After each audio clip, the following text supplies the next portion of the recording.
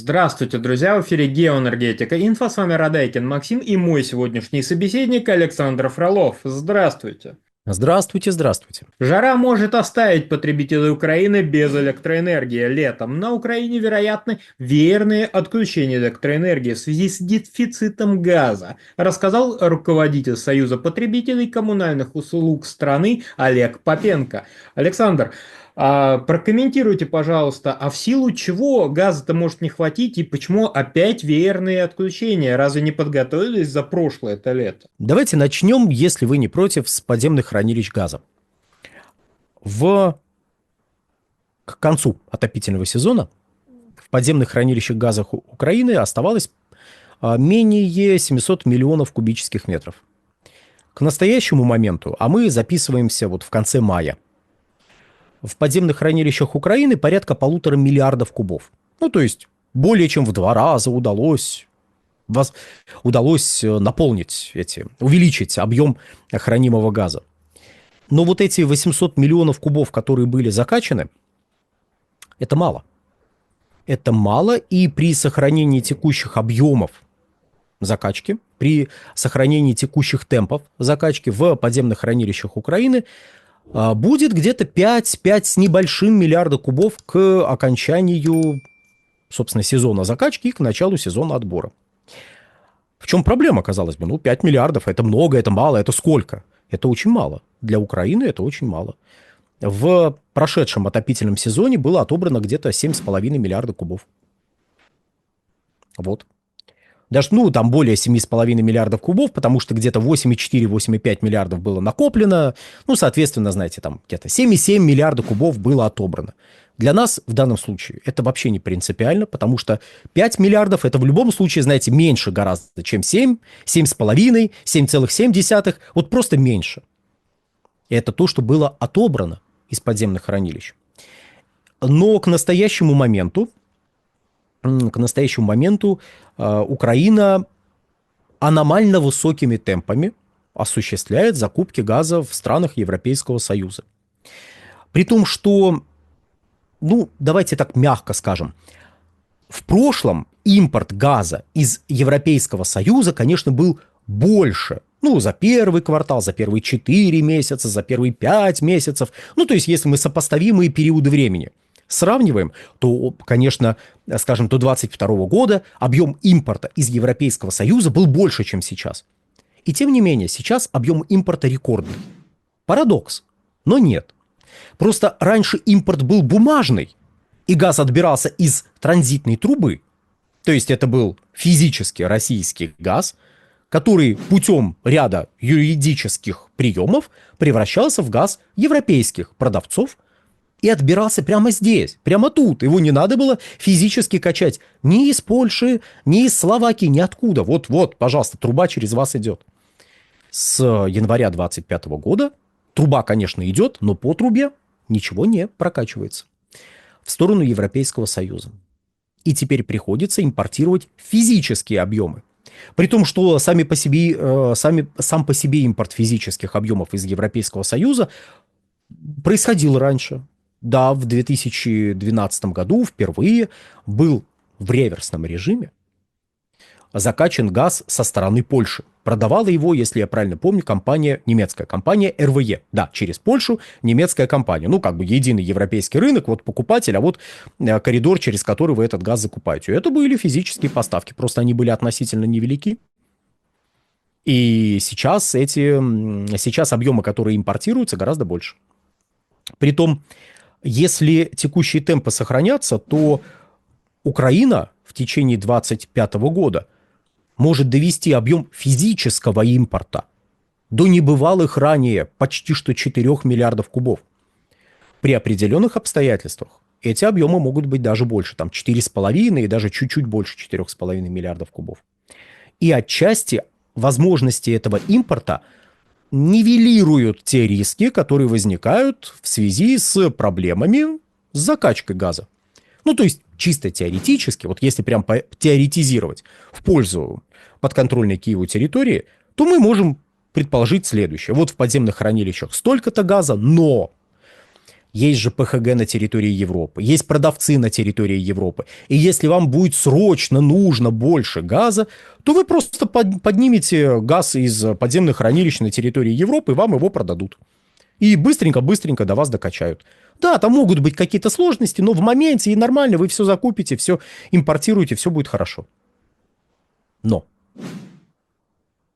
понимаете, всегда есть какое-то но. И это но в данной ситуации заключается в следующем. У Европейского Союза нет уверенности в стабильных поставках газа извне при текущем уровне производства и текущем уровне спроса на мировой арене. Ну, то есть, выходит какой-нибудь Goldman Sachs и говорит, вы знаете, если цены в Европе будут вот такие, то как бы норм, пропетляют. А если они снизятся, то СПГ начнет перетекать в Азию.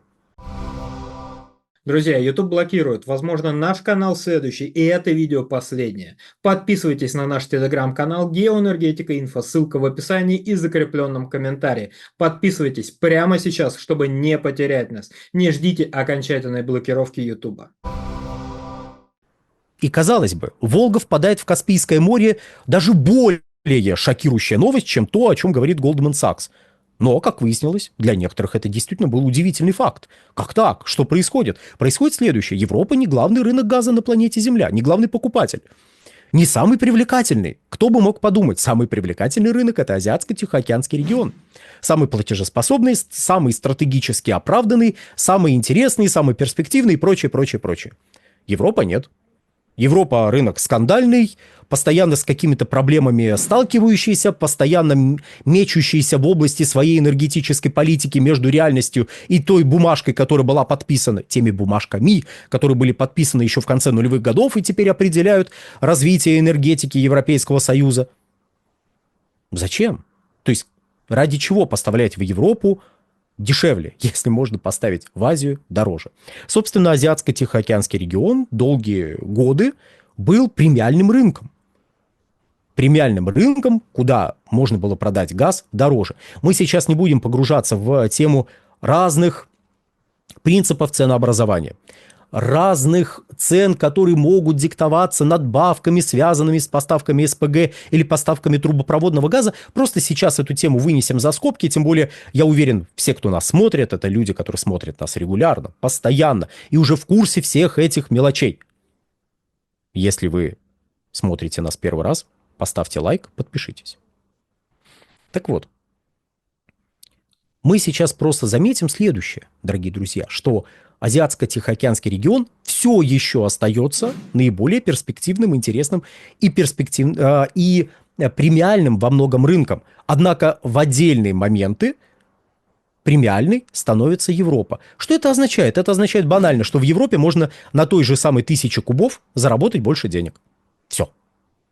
При том, что сейчас цены в Европе, а под ценами мы понимаем в данном случае исключительно биржевые котировки, без учета того массива цен, которые рождаются нефтяной привязкой и теми объемами, которые продаются в рамках нефтяной привязки. Вот просто это вынесли за скобки, говорим только о биржевых котировках. Итак, биржевые котировки в Европе сейчас чуть-чуть, но ниже, чем биржевые котировки в Азии. А как это Европа становится премиальным рынком в таких условиях? Это как там можно заработать больше денег? Очень просто. Давайте вспомним, как выглядит планета Земля. Вот, посмотрим на Северную Америку. Посмотрим на компанию какую-нибудь Total со штаб-квартиры где-нибудь в Париже. Компания Total подписала контракты с американскими заводами. Она берет на этих заводах газ и везет его куда-нибудь, где за него можно получить больше денег в первую очередь. А заводы расположены на восточном побережье Соединенных Штатов Америки. Восточное побережье Соединенных Штатов Америки как-то вот чисто территориально ближе к Европе, чем к Азии. Плечо доставки короче, доставка дешевле. Поэтому при одинаковой цене или даже чуть более низких ценах в Европе, чуть более низких биржевых котировках в Европе, за счет транспортной составляющей вы можете заработать больше. И у Европы самое главное, чтобы котировки не опускались ниже примерно 80% от котировок в Азии. И тогда все нормально, тогда газ будет идти. Проблемы Европейского Союза с накоплением. Ну, это проблема условно говоря, потому как при текущих темпах ну, где-то, ну, 70, ну, если прямо вот в пользу Европейского Союза посчитать, ну, 80 миллиардов кубов они смогут накопить. В том смысле, что с учетом того, что осталось в подземных хранилищах на момент окончания сезона отбора, вот вместе с этим и с тем, что сейчас закачивается в подземные хранилища, будет, ну, от 70, ну, до 80 миллиардов кубических метров при текущих темпах. А текущие темпы, ну, они не очень показательны, с одной стороны. А с другой стороны, мы не знаем, каким будет лето. Еще раз, если оно будет жарким. А такое периодически бывает. 21 год вспомним. Вот наиболее показателен. Так вот, если лето будет жарким, у Европейского Союза возникнут проблемы сразу же с гидроэлектростанциями, могут возникнуть проблемы с атомными электростанциями во Франции, и резко вырастет потребление газа для производства электрической энергии, потому что жаркая погода приводит к увеличению спроса на электричество. Увеличение спроса на электричество увеличивает спрос на газ. Темпы закачки в условиях ограниченного предложения будут сокращаться, потому что, ну, основная часть газа, который будет поступать на рынок, будет идти не на хранение, а будет идти сразу на потребление. Его будет сжигать для производства электрической энергии. И вот в таких условиях поставлять еще и на Украину будет тем более сложно.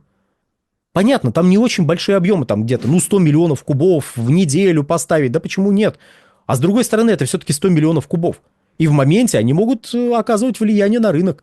Их наличие лучше их отсутствия, как раз в странах Европейского Союза. Вот как-то так. То есть, верны ли, точнее, оправданы ли опасения о веерных отключениях? Да. Я больше скажу. Везде надо опасаться веерных отключений. Везде, абсолютно. Во всем северном полушарии летом можно опасаться подобного рода явлений. Ну, может, кроме Китая, ну и то, мало ли, всякое бывает. В Северной Америке, кстати, надо опасаться веерных отключений. В некоторых регионах блэкауты могут происходить в отдельных регионах. Знаете, там пожар какой-нибудь начался в районе высокоразвитой Калифорнии, и все. Линии электропередач испорчены, поставки электрической энергии внезапно кончились. И это не умозрительная не какой-то умозрительный сценарий, это то, что происходит с завидной регулярностью. В Техасе могут произойти отключения. Опять же, если слишком жаркая будет погода. Собственно, если будет очень жарко, проблемы будут у всех. Просто у каких-то регионов с наименьшей устойчивостью, а Украина как раз к таким относится, проблем будет больше, чем у других. И там, где другие, ну, там за день-два, а то и за несколько часов все проблемы решат, ну, здесь проблемы могут растянуться на недели. Может, где-то в отдельных районах и на месяцы. И дело, еще раз, не только в газе.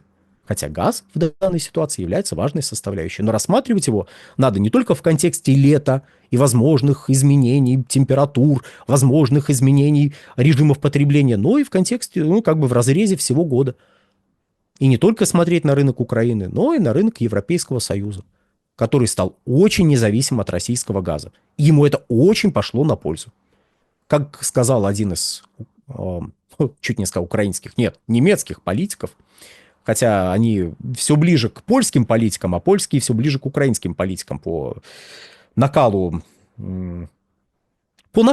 того, что они транслируют в своих словах. Так вот, один европейский политик, один немецкий политик сказал, что надо, значит, наложить санкции на Россию, которые и заставить себя выйти, мол, из зоны комфорта. Я вот чувствую, знаете, что население Европейского Союза что-то не спросили, вы готовы из зоны комфорта выйти? Ну, это ладно, это отдельная история, которую мы еще, я думаю, коснемся в следующих выпусках. На сегодня все.